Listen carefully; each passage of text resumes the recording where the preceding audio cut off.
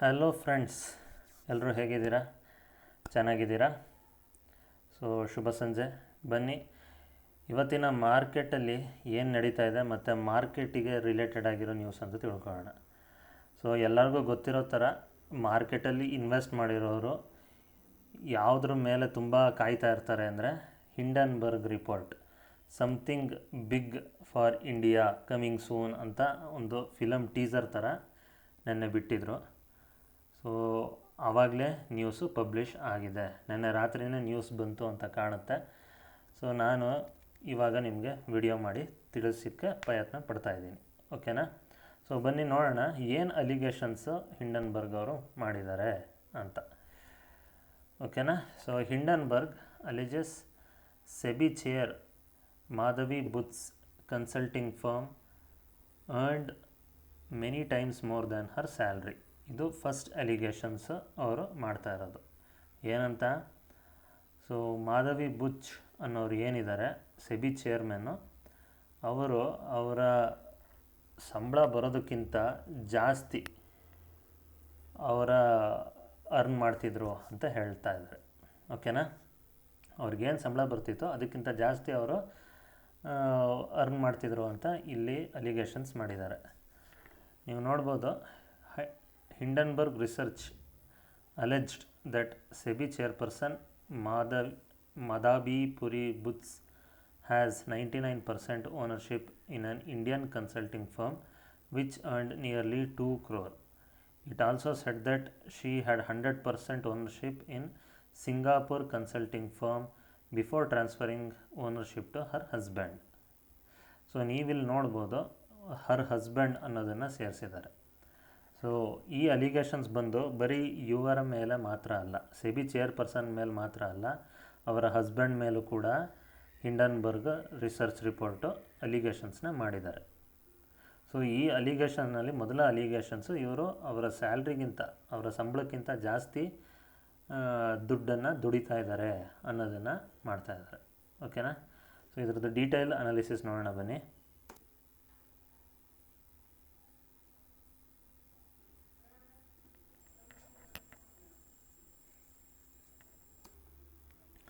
ನೋಡಿ, ಈ ಆರ್ಟಿಕಲ್ಲು ಮನಿ ಕಂಟ್ರೋಲ್ ಅನ್ನೋ ವೆಬ್ಸೈಟಲ್ಲಿ ಪಬ್ಲಿಷ್ ಆಗಿದೆ. ಸೊ ನೀವೆಲ್ಲರೂ ಇದ್ರ ಬಗ್ಗೆ ಕುತೂಹಲ ಇದ್ದರೆ ನೋಡಿರ್ತೀರ, ನೋಡಿಲ್ಲ ಅಂದರೆ ನಾನೀಗ ಹೇಳ್ತೀನಿ, ಕೇಳಿ. ಓಕೆನಾ? So Hindenburg in continuing allegations on SEBI chairperson Madhabi madam ಮೇಲೆ ಹೇಳಿರೋದು ಏನು ಅಂದರೆ, 99% ಈಕ್ವಿಟಿ ಸ್ಟೇಕ್ ಇದೆ ಒಂದು ಇಂಡಿಯನ್ ಕನ್ಸಲ್ಟಿಂಗ್ ಬಿಸ್ನೆಸ್ಸಲ್ಲಿ. ಅದು ಏನು ಅಂದರೆ ಅಗೋರಾ ಅಡ್ವೈಸರಿ ಅಂತ. ಅದು ನಿಯರ್ಲಿ 2 ಕೋಟಿ ದುಡಿಯುತ್ತೆ. ಇದು ಮೆನಿ ಮೋರ್ ಟೈಮ್ಸ್ ದ್ಯಾನ್ ಹರ್ ಡಿಸ್ಕ್ಲೋಸ್ ಸ್ಯಾಲ್ರಿ. ಈಗೇನು ಸಂಬಳ ಬರ್ತಾಯಿದೆ ಅದಕ್ಕಿಂತ ತುಂಬ ಪಟ್ಟು ಜಾಸ್ತಿ ಆಗಿದೆ. ಈ 2 ಕೋಟಿ ಏನು ಅದಕ್ಕಿಂತ ಸ್ಯಾಲ್ರಿಗಿಂತ ತುಂಬ ಪಟ್ಟು ಜಾಸ್ತಿ ಅರ್ನ್ ಆಗಿದೆ. ನೋಡಿ ಮುಂದೆ ಏನು ಹೇಳಿದ್ದಾರೆ ಅಂದರೆ, ಈ ಅಗೋರಾ ಅಡ್ವೈಸರಿ ಅನ್ನೋದ್ರ ಕಂಪ್ನೀಲಿ, ಕನ್ಸಲ್ಟಿಂಗ್ ಕಂಪ್ನೀಲಿ ಅವರ ಹಸ್ಬೆಂಡ್ ಕೂಡ ಡೈರೆಕ್ಟರ್. ಓಕೆನಾ? ಸೊ ಈ ನೋಟು 10ನೇ ತಾರೀಕು ಆಗಸ್ಟ್ ನೆನ್ನೆ ರಿಲೀಸ್ ಮಾಡಿದ್ದಾರೆ. So in the financial year ended 2022 financial ಎಂಡಲ್ಲಿ Agora Advisory 99% owned by Madhabi Buch. So SEBI chairperson 99% own ಆಗಿದ್ದಾರೆ. ಇದರದ್ದು ರೆವೆನ್ಯೂ ಬಂದು ನಿಯರ್ಲಿ 19.8 ಮಿಲಿಯನ್, ಅಂದರೆ ಹೆಚ್ಚು ಕಡಿಮೆ 2 ಕೋಟಿ ಆದಾಯ ಇದೆ. ಸೊ ಇದು 4.4 ಟೈಮ್ಸ್ ಅವರ ಸ್ಯಾಲ್ರಿ. ಓಕೆನಾ? ಸೊ ಅವರ ಸ್ಯಾಲ್ರಿ ಏನು ಬರ್ತಿದೆ ಅದಕ್ಕಿಂತ 4.4 ಪಟ್ಟು ಜಾಸ್ತಿ ದುಡಿತಾ ಇದ್ದಾರೆ. ಓಕೆ, ಬನ್ನಿ ಇನ್ನೊಂಚೂರು ತಿಳ್ಕೊಂಬರೋಣ.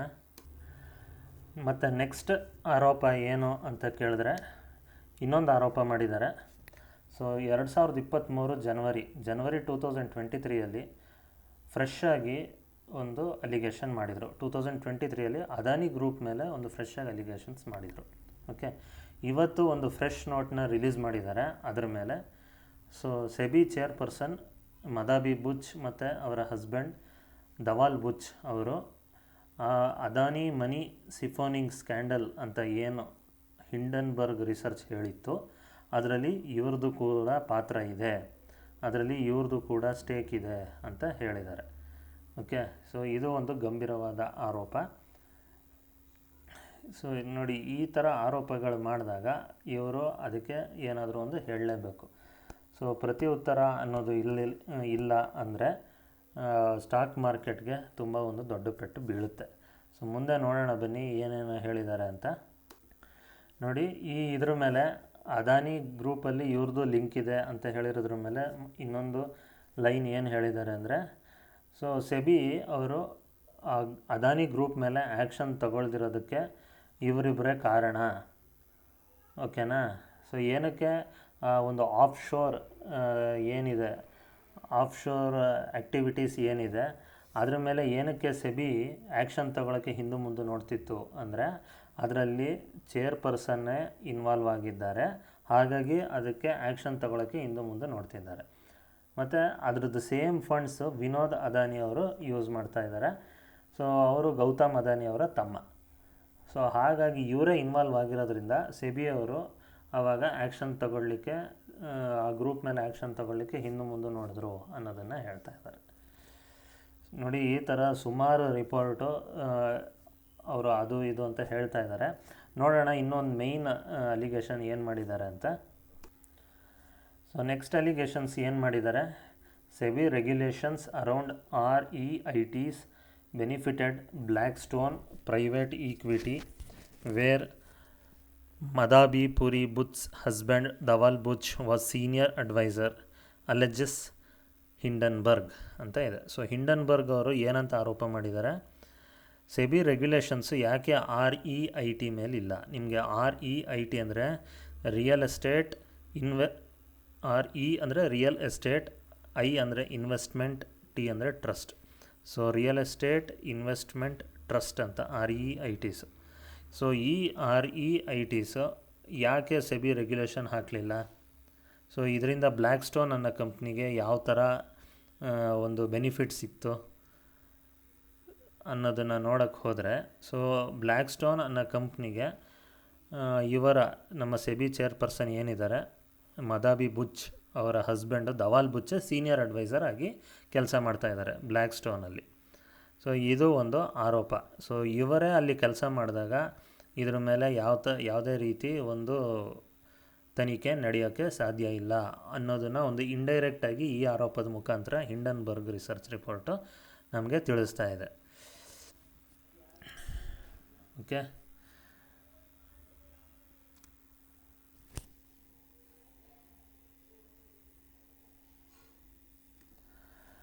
So further to this controversy, ಈ ಒಂದು ಅಲೆಜ್ ಏನು ಮಾಡಿದ್ದಾರೆ, ಈ ಒಂದು ಆರೋಪ ಏನು ಮಾಡಿದ್ದಾರೆ ಅದಕ್ಕೆ ಮುಂದೆ ಏನು ಹೇಳಿದ್ದಾರೆ ಅಂದರೆ, so this controversy centres around appointment of her husband. So ಇದು ಅವರ ಹಸ್ಬೆಂಡ್ನ ಅಪಾಯಿಂಟ್ಮೆಂಟ್ ಬಗ್ಗೆ, ಬ್ಲ್ಯಾಕ್ಸ್ಟೋನ್ ಕಂಪ್ನಿಯ ಕೆಲಸ ಮಾಡ್ತಿರೋ ಬಗ್ಗೆ ಅದರ ಸುತ್ತ ಚರ್ಚಿಸುತ್ತೆ. ಸೊ ಧವಾಲ್ ಬುಚ್ ಅವರು ಸೀನಿಯರ್ ಅಡ್ವೈಸರ್ ಆಗಿ 2019 ಬ್ಲ್ಯಾಕ್ಸ್ಟೋನ್ ಕಂಪ್ನಿನ ಸೇರ್ಕೊಂಡಿದ್ದಾರೆ. ಸೊ ನಿಮಗೆ ಬ್ಲ್ಯಾಕ್ಸ್ಟೋನ್ ಅನ್ನೋ ಕಂಪ್ನಿ ಗೊತ್ತಿಲ್ಲ ಅಂದರೆ, Blackstone is a very world's largest brokerage company which invest in many sectors. So ಅದರಲ್ಲಿ REITನೂ ಒಂದು sector, real estate investment trust ಇದು ಒಂದು ಸೆಕ್ಟರ್.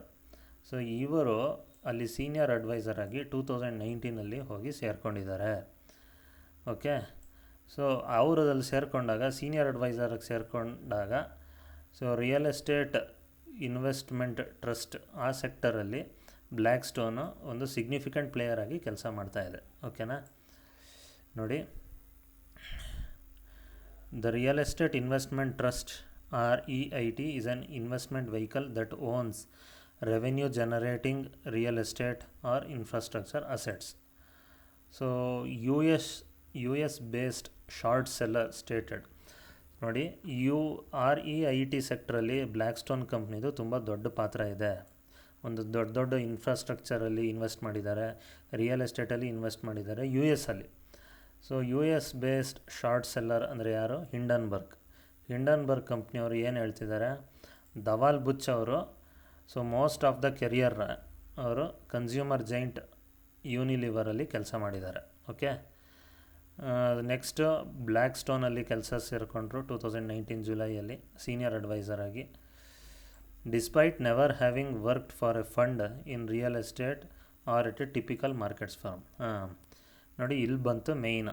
ಸೊ ಇವರು ಎಲ್ಲೂ ಒಂದು ಮ್ಯೂಚುವಲ್ ಅಸೆಟ್ ಫಂಡ್ ಮ್ಯಾನೇಜರ್ ಆಗಿ ದೊಡ್ಡ ದೊಡ್ಡ ಫಂಡ್ ಮ್ಯಾನೇಜರ್ ಆಗಿ ಕೆಲಸ ಮಾಡಿದವರಲ್ಲ. ಇವ್ರಿಗೆ ಹೆಂಗೆ senior adviser position Blackstone ಅನ್ನೋ ಕಂಪ್ನೀಲಿ ಸಿಕ್ತು, ಅದನ್ನು ಇವರು ಈಗ ಪ್ರಶ್ನೆ ಮಾಡಿದ್ದಾರೆ.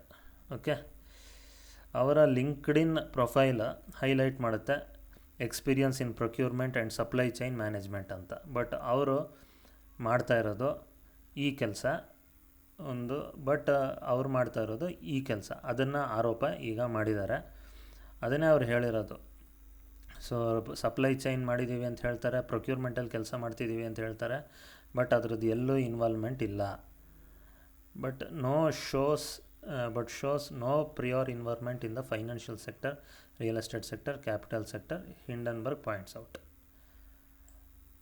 ಹಿಂಡನ್ಬರ್ಗ್ ಅವರು ಲಿಂಕ್ಡ್ಇನ್ ಪ್ರೊಫೈಲು ಈ ಥರ ಹೇಳುತ್ತೆ, ಬಟ್ ಅವರು ಮಾಡಿರೋದು ಎಲ್ಲೂ ಫೈನಾನ್ಷಿಯಲ್ ಸೆಕ್ಟರಲ್ಲೂ ಕೆಲಸ ಮಾಡಿಲ್ಲ, ರಿಯಲ್ ಎಸ್ಟೇಟಲ್ಲೂ ಕೆಲಸ ಮಾಡಿಲ್ಲ, ಕ್ಯಾಪಿಟಲ್ ಮಾರ್ಕೆಟ್ಸಲ್ಲೂ ಕೆಲಸ ಮಾಡಿಲ್ಲ. ಸೊ ಇದು ಎರಡನೇ ಆರೋಪ. ಓಕೆ, ನೋಡಿ ಇಲ್ಲಿ 4 key allegations. Okay, 4 key allegations levelled against SEBI chairperson Madhabi Puri Buch in latest Hindenburg report. ಏನೇನೋ 4 ಆರೋಪಗಳು ಅನ್ನೋದನ್ನು ನೋಡ್ಕೊಂಬರೋಣ. ಸೊ ಮೊದಲನೇದು ಆಫ್ ಶೋರ್ ಫಂಡ್ ಕನೆಕ್ಷನ್ಸ್ ಇದೆ ಅಂತ. ಸೊ ಆಫ್ ಶೋರ್ ಫಂಡ್ ಅಂದರೆ ಏನು? ಸೊ ನಮ್ಮ ದೇಶ ಅಲ್ಲದೆ ಬೇರೆ ದೇಶದಲ್ಲಿ ಇರುವ ಫಂಡ್ಸಲ್ಲೂ ಇನ್ವೆಸ್ಟ್ ಮಾಡಿದ್ದಾರೆ. ಓಕೆನಾ? ಸೊ ಅದು ಯಾವುದು ನೋಡಿ, ಬರ್ಮುಡಾದಲ್ಲಿ ಇರೋ ಒಂದು ಆಫ್ ಶೋರ್ ಫಂಡ್ ಮೇಲೆ ಅವರ ಹಸ್ಬೆಂಡು ಇನ್ವೆಸ್ಟ್ ಮಾಡಿದ್ದಾರೆ. ಮಾರಿಷಸಲ್ಲಿ ಇರೋ ಒಂದು ಆಫ್ ಶೋರ್ ಫಂಡ್ಸ್ ಮೇಲೆ ಇನ್ವೆಸ್ಟ್ ಮಾಡಿದ್ದಾರೆ. ಅದು ವಿನೋದ್ ಅದಾನಿ ಅವ್ರದ್ದಾಗಿದೆ ಅಂತ. ಓಕೆನಾ? ಸೊ ಇದು ಒಂದು ಆರೋಪ, ಇದು ಆವಾಗಲೇ ನಿಮಗೆ ನಾನು ಹೇಳಿದ್ದೆ. ಸೊ ಇನ್ನೊಂದು ಫೈನಾನ್ಷಿಯಲ್ ಒಪೆಸಿಟಿ.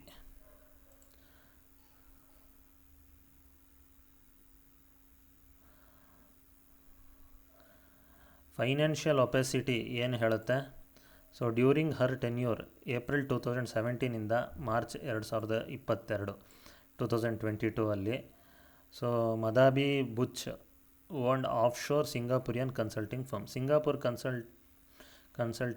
ಕನ್ಸಲ್ಟಿಂಗ್ ಫರ್ಮ್ನ ಅವರು ಓನ್ ಮಾಡಿದರು.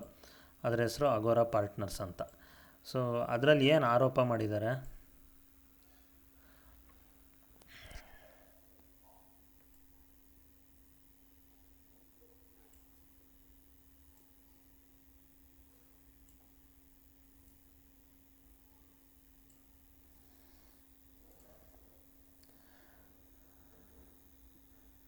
ಅದರಲ್ಲಿ ಏನು ಆರೋಪ ಅಂದರೆ, this entity is exempt from disclosing financial statements.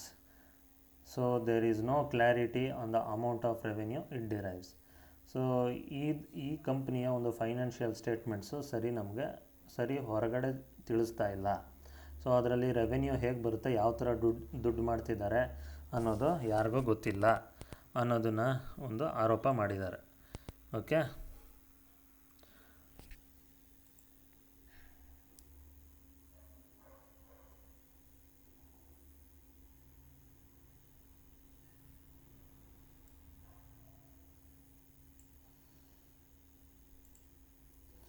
ಇನ್ನೊಂದು ನೆಕ್ಸ್ಟ್ ನೋಡಿ, conflict of interest with Blackstone. So during Buch tenure at SEBI, her husband was appointed as a senior advisor to Blackstone, a major investor in the real estate investment trust. So ಇವರ husband Blackstone ಕಂಪ್ನಿಲಿ senior adviser ಆಗಿ ಕೆಲಸ ಮಾಡ್ತಿರೋದು.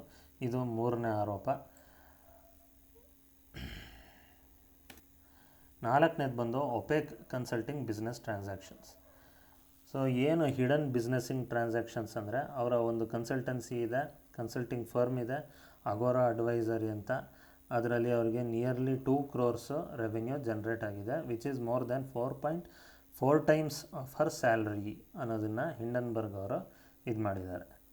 Okay, so ಇಲ್ಲಿವರೆಗೆ ಇವತ್ತಿನ ಡೇಟ್ವರೆಗೆ Madhabi Butch ಅವರು 99% ಮಾಡಿದ್ದಾರೆ ಸ್ಟೇಕ್ಸ್ನ ಅವರ ಹಸ್ಬೆಂಡ್ ಜೊತೆ ಸೇರಿ ಆ್ಯಸ್ ಎ ಡೈರೆಕ್ಟರ್. ಸೊ ಈ ಅಲಿಗೇಷನ್ಸು 4 ಅಲಿಗೇಷನ್ಸ್ನ ಮಾಡಿದ್ದಾರೆ. ನೋಡೋಣ ಇದಕ್ಕೆ ಯಾವ ಥರ ಸೆಬಿ ಉತ್ತರ ಕೊಡುತ್ತೆ ಹಾಗೂ ಇವರು ಏನು ಹೇಳ್ತಾರೆ, ಸೆಬಿಗಿಂತ ಮೊದಲು ಇವ್ರು ಏನು ಹೇಳ್ತಾರೆ, ಸೆಬಿ ಚೇರ್ಪರ್ಸನ್ನು ಏನು ಹೇಳ್ತಾರೆ ಅಂತ ನೋಡ್ಕೊಂಬರೋಣ ಬನ್ನಿ. ನೋಡಿ, ಈ 4 ಅಲಿಗೇಷನ್ಸ್ಗೆ ಸೆಬಿ ಚೇರ್ಮನ್ ಮದಬಿ ಬುಚ್ ಅವರು ಹೇಳಿದ್ದಾರೆ. ಸೊ ಇದು ಯಾವುದು, ಈ ಎಲ್ಲ ಅಲಿಗೇಷನ್ಸು ಸುಳ್ಳು, ಬೇಸ್ಲೆಸ್ ಅಂತ ಹೇಳಿದ್ದಾರೆ. ಸೊ ನಾವು ಒಂದು ಅಲಿಗೇಷನ್ ಮಾಡಿದಾಗ ಮನುಷ್ಯ ಅದನ್ನು ಡಿಫೆಂಡ್ ಮಾಡ್ಕೊಳ್ಳೋದು ಸಹಜ. ಸೊ ಅದನ್ನು ಸಾಲಿಡ್ ಪ್ರೂಫ್ ಜೊತೆ ಇವರು ಡಿಫೆಂಡ್ ಮಾಡಿಕೊಂಡ್ರೆ ಈ ಒಂದು ಅಲಿಗೇಷನ್ಸು ನೆಕ್ಸ್ಟು ಸುಪ್ರೀಂ ಕೋರ್ಟ್ ಮೆಟ್ಲೇರುತ್ತೆ. ಸುಪ್ರೀಂ ಕೋರ್ಟ್ ಮೆಟ್ಲೇರಿದಾಗ ಇವರು ಯಾವ ಥರ ಪ್ರೂಫ್ ಕೊಟ್ಟು ಅದನ್ನು ಡಿಫೆಂಡ್ ಮಾಡ್ತಾರೆ ಅನ್ನೋದನ್ನು ಕಾದು ನೋಡಬೇಕು. ಸೊ ಈಗ ಸದ್ಯದ ಮಟ್ಟಿಗೆ ಅವರು ಈ ಎಲ್ಲ ಅಲಿಗೇಷನ್ಸು ಸುಳ್ಳು, ಬೇಸ್ಲೆಸ್ಸು ಅಂತ ಹೇಳ್ತಾ ಇದ್ದಾರೆ. ನೋಡೋಣ ಮುಂದೆ ಯಾವ ಥರ ಇದು ತಿರುವು ತಗೊಳುತ್ತೆ ಅಂತ. ನೋಡಿ, ಈ ಆರೋಪನ ಬೇಸ್ಲೆಸ್ ಅಲಿಗೇಷನ್ಸ್ ಅಂತ ಅವರು ತಳ್ಳಿ ಹಾಕಿದ್ದಾರೆ. ಅದ್ರ ಜೊತೆಗೆ ಅವರು ಒಂದು ಸ್ಟೇಟ್ಮೆಂಟ್ನ ಕೂಡ ಕೊಟ್ಟಿದ್ದಾರೆ. So SEBI chief husband reject Hindenburg allegations, our life and finances are an open book. So ನಮ್ಮ ದೈನಂದಿನ ಚಟುವಟಿಕೆ, ನಮ್ಮ ಜೀವನ ಮತ್ತು ನಮ್ಮ ಫೈನಾನ್ಸಸ್ ಕೂಡ ಓಪನ್ ಬುಕ್ ಅಂತ ಹೇಳಿದ್ದಾರೆ. ಸೊ ಏನಿದರ ಅರ್ಥ ಅನ್ನೋದನ್ನು ಒಂದು ಸತಿ ಕೆಳಗಡೆ ನೋಡ್ಕೊಂಬರೋಣ ಬನ್ನಿ. ಸೊ ಮುಂದೆ ಅವ್ರು ಏನು ಹೇಳಿದ್ದಾರೆ, ಈ ಒಂದು ನಮ್ಮ ಓಪನ್ ಬುಕ್ ಅಂತ ಹೇಳಿದಾರಲ್ವ, ಅದ್ರ ಮೇಲೆ ಏನು ಹೇಳಿದ್ದಾರೆ, so our life and finances are an open book, all disclosures are required have already been furnished to SEBI over the years ಅಂತ ಹೇಳಿದ್ದಾರೆ. ಸೊ ಸುಮಾರು ವರ್ಷಗಳ ಹಿಂದೆಯೇ ನಾವು ಸೆಬಿಗೆ ಎಲ್ಲ ಫರ್ನಿಷ್ ಮಾಡಿದ್ದೀವಿ. ನಾವು ಏನೇನು ಬಿಸ್ನೆಸ್ ಮಾಡ್ತಿದ್ದೀವಿ, ನಮ್ಗೆ ಎಲ್ಲೆಲ್ಲಿ ಆದಾಯ ಬರುತ್ತೆ, ಆ ಆದಾಯದಿಂದ ನಾವೇನು ಮಾಡ್ತಾಯಿದ್ದೀವಿ, ನಮ್ಗೆ ಎಷ್ಟೆಷ್ಟು ಬರುತ್ತೆ ಅನ್ನೋದನ್ನು ಕೂಡ ನಾವು ಸೆಬಿಗೆ ಆಲ್ರೆಡಿ ನಾನು ಹೇಳಿದ್ದೀನಿ. ಮತ್ತು ಇರೋ ಎಲ್ಲ ಅದಕ್ಕೆ ನೆಸೆಸಿಟಿ ಡಾಕ್ಯುಮೆಂಟ್ಸನ್ನ ನಾನು ಫರ್ನಿಷ್ ಮಾಡಿದ್ದೀನಿ ಅಂತ ಹೇಳಿದ್ದಾರೆ. So we have no hesitation in disclosing any and all financial documents including those that relate to the period when we were strictly private citizens to any and every authority that may seek them. ನೋಡಿ, ಅವ್ರು ಕ್ಲಿಯರಾಗಿ ಹೇಳಿದ್ದಾರೆ, ನಮ್ಗೆ ಯಾವುದೇ ರೀತಿಯ ಒಂದು ಮುಜುಗರ ಇಲ್ಲ. ನಮ್ಮ ಫೈನಾನ್ಷಿಯಲ್ ಡಾಕ್ಯುಮೆಂಟ್ಸ್ನ ನಾವು ಖಂಡಿತ ಎಲ್ಲರಿಗೂ ತೋರಿಸ್ತೀವಿ. ಡಿಸ್ಕ್ಲೋಸ್ ಮಾಡ್ತೀವಿ ಅಂದರೆ ನಾವು ತೋರಿಸ್ತೀವಿ. ಈಗ ಆಲ್ರೆಡಿ ನ್ಯೂಸ್ ಪಬ್ಲಿಕಲ್ಲಿ ಬಂದಿದೆ, ಅದನ್ನು ಪಬ್ಲಿಕ್ಗೆ ತೋರಿಸ್ತೀವಿ ಅಂತ ಹೇಳಿದ್ದಾರೆ. Okay. So further, in the interest of complete transparency, we would be issuing a detailed statement in due course. So ಮುಂದೆ ಹೋದಂಗೆ ನಾವು ಇನ್ನೂ ಕೂಡ ಇದ್ರ ಬಗ್ಗೆ ಮಾಹಿತಿ ತಿಳಿಸ್ತೀನಿ ಅಂತ ಹೇಳಿದ್ದಾರೆ. ನೋಡಿ, ಅವರು ಮತ್ತೆ ಇನ್ನೊಂದು ಹೇಳಿದ್ದಾರೆ. ಏನು ಹೇಳಿದ್ದಾರೆ, it is unfortunate that Hindenburg research against whom SEBI has taken an enforcement action and issued a show cause notice has chosen attempt to character assassination in response to the same. So ಇವರು ಏನು ಹೇಳಿದ್ದಾರೆ ಅಂದರೆ, so SEBI ಅವರು ಒಂದು show cause ನೋಟಿಸನ್ನು ಹಿಂಡನ್ಬರ್ಗ್ಗೆ ಕೊಟ್ಟಿದ್ದಾರೆ. ಅದು ತುಂಬ ದುರದೃಷ್ಟಕರ. ಸೊ ಈ ಕಾರಣದಿಂದಾಗಿ ಅವರು, ನಾವು ಅಲ್ಲಿ ಕೆಲಸ ಮಾಡ್ತಿರೋ ಕಾರಣವಾಗಿ ನಮ್ಮ ಮೇಲೇ ಒಂದು ಕ್ಯಾರೆಕ್ಟರ್ ಅಸಾಸಿನೇಷನ್, ಒಂದು ಮಾನದಷ್ಟ, ಒಂದು ಮರ್ಯಾದೆಯನ್ನು ತೆಗೆಯುವ ಕೆಲಸ ಮಾಡಿದ್ದಾರೆ. ಸೊ ಇದನ್ನು ಅವರು ಸಹಿಸ್ಕೊಳ್ಳೋಕ್ಕಾಗದೆ ಮಾಡಿದ್ದಾರೆ ಅಂತ ಹೇಳಿದ್ದಾರೆ.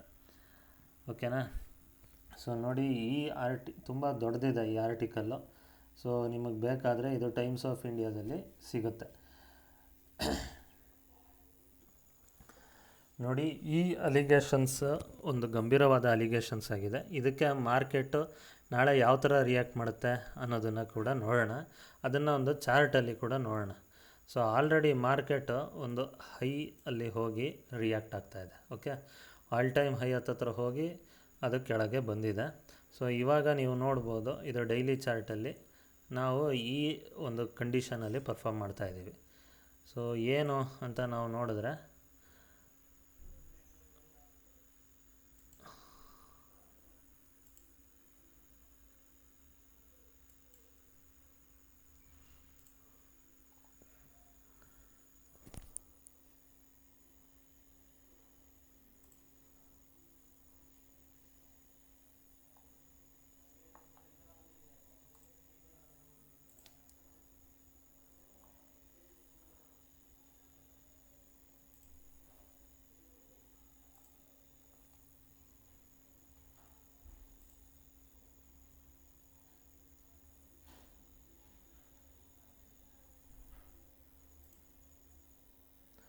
ನೋಡಿ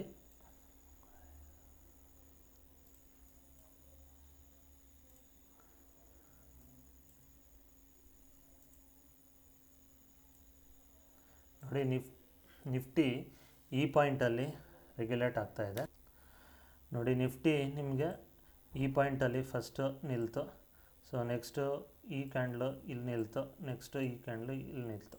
ಸೊ ಒಂದು ಇನ್ಕ್ರೀಸಿಂಗ್ ಟ್ರೆಂಡಲ್ಲಿತ್ತು. ಸೊ ಇಲ್ಲಿ ನಿಮಗೆ ಅಮೇರಿಕನ್ ಮಾರ್ಕೆಟ್ ಬಿದ್ದಿರೋ ಕಾರಣ ಇಲ್ಲಿ ನಿಮಗೆ ಒಂದು ಇಳಿಮುಖ ಕಾಣ್ತು. ಸೊ ಇಳಿಮುಖ ಇನ್ನೂ ನಮಗೆ ಹಾಗೇ ಇದೆ ನೋಡೋಣ. ಮೊನ್ನೆದು ಇಲ್ಲಿ ಹೋಗಿ ಎಂಡಾಗಿದೆ. ಸೊ ಈ ಕ್ಯಾಂಡಲ್ಗಿಂತ ಇಲ್ಲಿ ಎಂಡಾಗಿದೆ, ಓಕೆನಾ, ಬಾಟಮು ಇಲ್ಲೇ ಎಂಡಾಗಿದೆ. ಸೊ ಈ ಒಂದು ರಿಪೋರ್ಟಿನ ಕಾರಣ ಖಂಡಿತ ನಾಳೆ ಮಾರ್ಕೆಟು ಗ್ಯಾಪ್ ಡೌನ್ ಓಪನ್ ಆಗುತ್ತೆ. ಸೊ ಗ್ಯಾಪ್ ಡೌನ್ ಎಷ್ಟು ಓಪನ್ ಆಗುತ್ತೆ?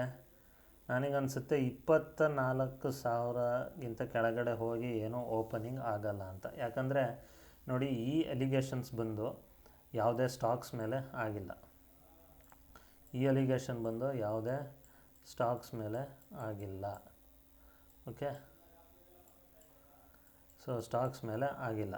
ಸೊ ಬಂದು ಏನು ಒಂದು ಸೆಬಿ ಅನ್ನೋ ಬೋರ್ಡ್ ಮೇಲೆ ಆಗಿದೆ. ಸೊ ಈಗ ಈ ರಿಪೋರ್ಟ್ ಬಂದಿಲ್ಲ ಅಂತ ಇಟ್ಕೊಳ್ಳಿ, ಏನು ಮಾಡ್ತಿದ್ವಿ ನಾವು? ಸೊ ನಾಳೆ ಯಾವ ಸ್ಟಾಕ್ ಬೀಳುತ್ತೋ ಸೊ ಆ ಯಾವ ಸ್ಟಾಕ್ ಬೀಳ್ಬೋದು ಅನ್ನೋ ಟೆನ್ಷನಲ್ಲಿ ನಾವು ದೊಡ್ಡ ಸ್ಟಾಕು ಲಾಸ್ಟ್ ಟೈಮ್ನ ಅದಾನಿ ಮೇಲಾಗಿತ್ತು, ಈ ಸತಿ ಇವ್ರ ಮೇಲೆ ಆಗ್ಬೋದು ಅನ್ನೋ ಅಂದಾಜನ್ನು ಇಟ್ಕೊಂಡು ನಾವೇನು ಮಾಡ್ತಿದ್ವಿ? ದೊಡ್ಡ ಸ್ಟಾಕ್ಸ್ ಏನಿದೆ, ದೊಡ್ಡ ನಮ್ಮ ನಿಫ್ಟಿಲಿ ರಿಲಯನ್ಸ್ ಇದೆ, ಬಜಾಜ್ ಇದೆ, ಬಜಾಜ್ ಫೈನಾನ್ಸು, ಮತ್ತು SBI ಅನ್ನೋದಿದೆ, PSU ಬ್ಯಾಂಕ್ಸ್ ಇದ್ದಾವೆ. ಸೊ ಇಂಥವನ್ನ ನಾವು ಸೆಲ್ ಮಾಡೋಕ್ಕೆ ನೋಡ್ತಿದ್ವಿ ಅಲ್ವಾ? ಇಂಥದನ್ನು ನಾವು ಸೆಲ್ ಮಾಡೋಕ್ಕೆ ನೋಡ್ತಿದ್ವಿ. ಸೊ ಅದು ಇವಾಗ ತಣ್ಣಗಾಗಿದೆ. ಸೊ ನಮಗೆ ಒಂದು ಕ್ಲಿಯರ್ ಪಿಕ್ಚರ್ ಸಿಕ್ಕಿದೆ. So they are not targeting any particular group. So they are targeting the SEBI chairman. So ಇದರ ಸಲುವಾಗಿ ನಾಳೆ ಮಾರ್ಕೆಟ್ ಹೌದು ಗ್ಯಾಪ್ ಡೌನ್ ಓಪನಿಂಗ್ ಆಗುತ್ತೆ, ಬಟ್ ತೀರಾ ಏನೋ ಆಗಲ್ಲ ಅನ್ನೋದು ನನ್ನ ಭರವಸೆ. ಸೊ ನೋಡೋಣ, ಅದು ಅಕಸ್ಮಾತ್ ಏನಾದ್ರು ಗ್ಯಾಪ್ ಡೌನ್ ಓಪನಿಂಗ್ ಆದರೆ ನಾಳೆ ಅದರದ್ದು ಕೂಡ ರಿಸರ್ಚನ್ನು ಮಾಡಿ ನಾಳೆ ಸಂಜೆ ನಿಮಗೆ ಅದರದ್ದು ಕೂಡ ವಿಡಿಯೋ ಬರುತ್ತೆ, ಓಕೆನಾ. ಸೊ ಈಗ ನೋಡೋಣ ಬನ್ನಿ. ಇದು ಡೈಲಿ ಚಾರ್ಟ್ ಆಯಿತು. ಇದೇ ಥರ ವೀಕ್ಲಿ ಚಾರ್ಟ್ನ ಹಾಕಿದ್ದೀನಿ. ಸೊ ನಿಫ್ಟಿಲಿ ಒಂದು ವೀಕ್ಲಿ ಚಾರ್ಟ್ ಹಾಕಿ ನಿಮಗೆ ಟ್ರೆಂಡನ್ನು ತೋರಿಸಿದ್ದೀನಿ. ಸೊ ನಿಫ್ಟಿ ನೋಡಿ ಇಲ್ಲಿ ಯಾವ ಥರ ಬಿದ್ದಿದೆ. ಸೊ ಆವಾಗಿಂದ ರಿಕವರಿ ತೊಗೊಂಡು ವೀಕ್ಲಿ ಚಾರ್ಟಲ್ಲಿ ಎಷ್ಟು ಮೇಲೋಗಿದೆ ಕರೆಕ್ಟಾಗಿ ನೋಡಿ. ಈ ಟ್ರೆಂಡ್ ಲೈನ್ ಸಪೋರ್ಟನ್ನು ತೊಗೊಂಡು ಮೇಲಕ್ಕೆ ಹೋಗಿದೆ. ಸೊ ಇಲ್ಲಿ ನಮಗೆ ಇಲ್ಲಿವರೆಗೆ ಬರಲಿಲ್ಲ, ನಿಫ್ಟಿ ಇಲ್ಲಿವರೆಗೆ ಬರಲಿಲ್ಲ. ಸೊ ಇಲ್ಲೇ ನಮಗೆ ಸಪೋರ್ಟನ್ನು ತೊಗೊಂಡು ಮೇಲಕ್ಕೆ ಹೋಗಿ ಇಲ್ಲಿಂದ ಈಗ ಪರ್ಫಾರ್ಮ್ ಮಾಡ್ತಾಯಿದೆ. ಸೊ ಓಕೆ, ನೆಕ್ಸ್ಟ್ ನಮಗೆ ಇಲ್ಲಿಗೆ ಸಿಗ್ಬೋದು. ಸೊ ಇಲ್ಲಿವರೆಗೂ ಬೀಳ್ಬೋದಾ ಅಥವಾ ಇಲ್ಲಿ ತನಕ ಬೀಳುತ್ತಾ ಅದು ನಮಗೂ ಗೊತ್ತಿಲ್ಲ, ಓಕೆನಾ. ಬಿದ್ದರೆ ನಾವು ನೋಡೋಣ, ಬಿದ್ದರೆ ಒಂದು ಗುಡ್ ಆಪರ್ಚುನಿಟಿ. ಸೊ ಬೀಳಬಾರ್ದು ನನ್ನ ಅನಿಸಿಕೆ ಪ್ರಕಾರ. ಸೊ ಇದಕ್ಕೆಲ್ಲ ನಮ್ಮ ಸೆಬಿಯವರು ಯಾವ ಥರ ರಿಯಾಕ್ಟ್ ಮಾಡ್ತಾರೆ ಅಂತ ನೋಡೋಣ. ಸೆಬಿಯವರು ಒಂದು ಏನು ಹೇಳಿರ್ತಾರೆ ಅದನ್ನು ಕೂಡ ನೋಡಿಬಿಟ್ಟು ಈ ವಿಡಿಯೋನ ಮುಗಿಸೋಣ ಬನ್ನಿ. ನೋಡಿ, ಈ ಒಂದು ಅಲಿಗೇಷನ್ಸ್ ಇಷ್ಟು ರಿಪೋರ್ಟ್ಸ್ ಆದಮೇಲೆ ಸೆಬಿಯವರು ಹೇಳಿದ್ದಾರೆ ಬಿಸ್ನೆಸ್ ಲೈನಲ್ಲಿ, investors should stay calm, SEBI on Hindenburg's allegations ಅಂತ ಹೇಳಿದ್ದಾರೆ, ಓಕೆ. ಸೊ ಕಾಮ್ ಆಗಿರಿ, ಯಾವುದೇ ರೀತಿ ಭಯಪಡೋ ಅಗತ್ಯ ಇಲ್ಲ. ಸೊ ಎಲ್ಲ ಒಂದು ನಿಜಾಂಶ ನಿಮಗೆ ಹೊರಗೆ ಬೀಳುತ್ತೆ. ಸೊ ಅಲ್ಲಿವರೆಗೆ bye bye, good night, thank you.